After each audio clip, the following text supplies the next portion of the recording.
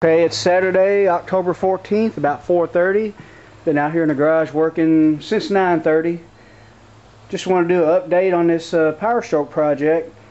Not really that much new to add on top of what I've already put videos about, just more sandblasting.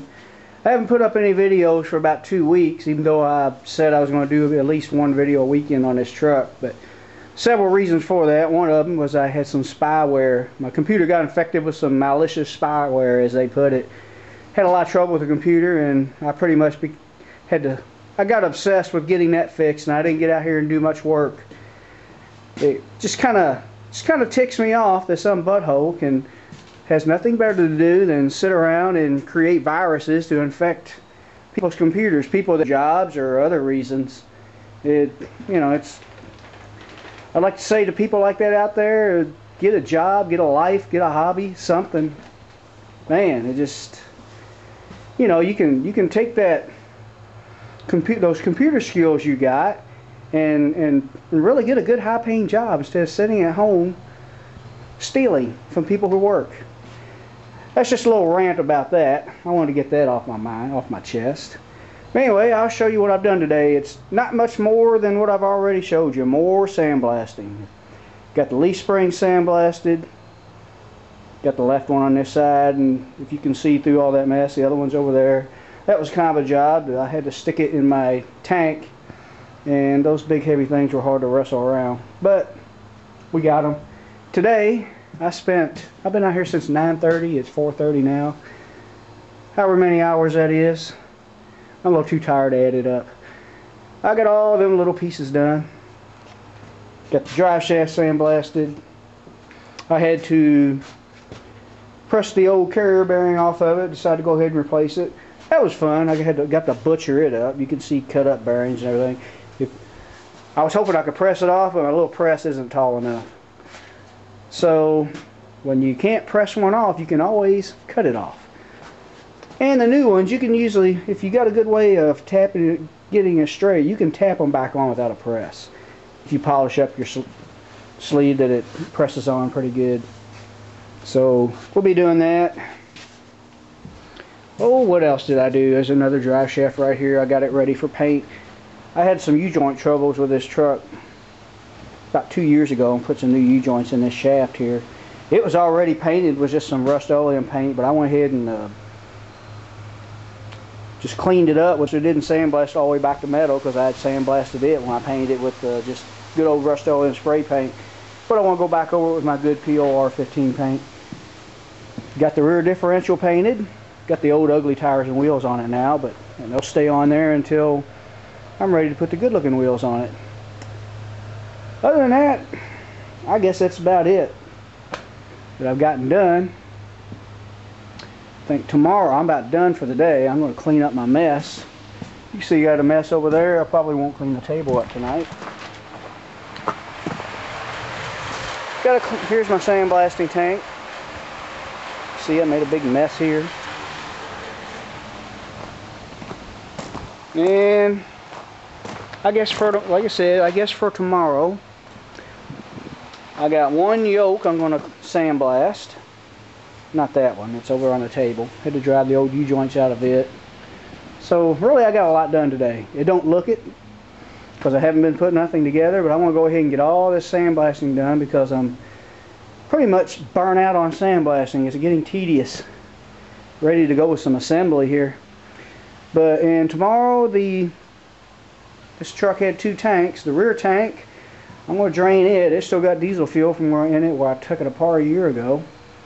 And I'm going to clean that tank up on the outside, get it ready to paint. I'm going to seal off all the openings and sandblast it. I hope that won't be a mistake, but I'll make sure that no sand gets inside of it. And once I get that ready to paint, I'm going to try to do some painting next week, through the week. A little here, a little there.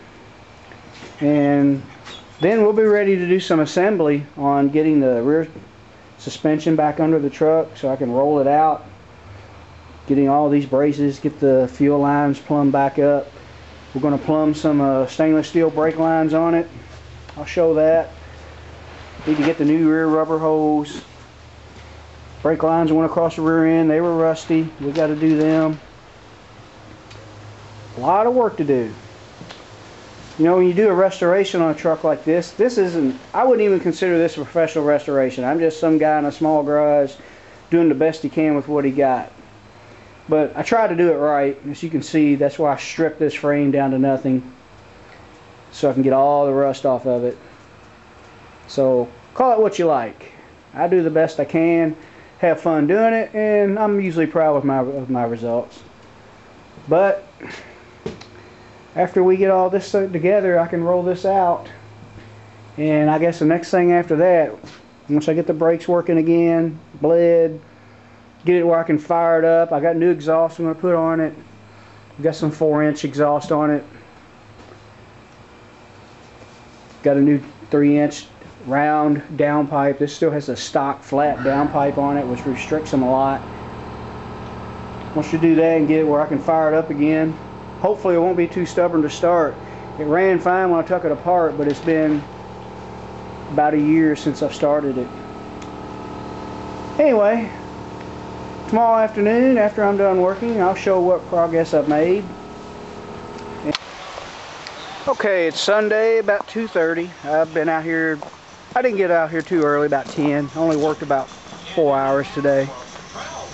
And I'm just going to finish up this video for this weekend and show what I've got done. Pretty much what I said I was going to do last night. I went ahead and drained the fuel out of the rear fuel tank.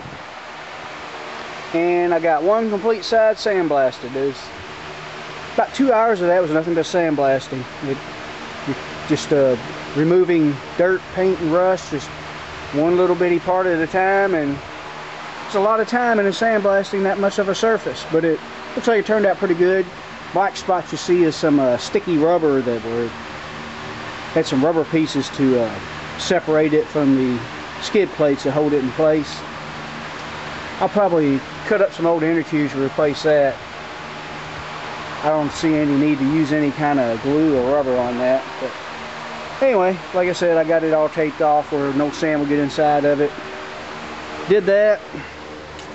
And that's pretty much about it. It doesn't look like you do a lot, but when you're sandblasting every little piece, very time consuming. Okay, I just want to show my progress, and that's all for the video for this weekend. Hopefully through the week I'll get out here for an hour or two every day, maybe 3 hours a night when I can, and finish up sandblasting this.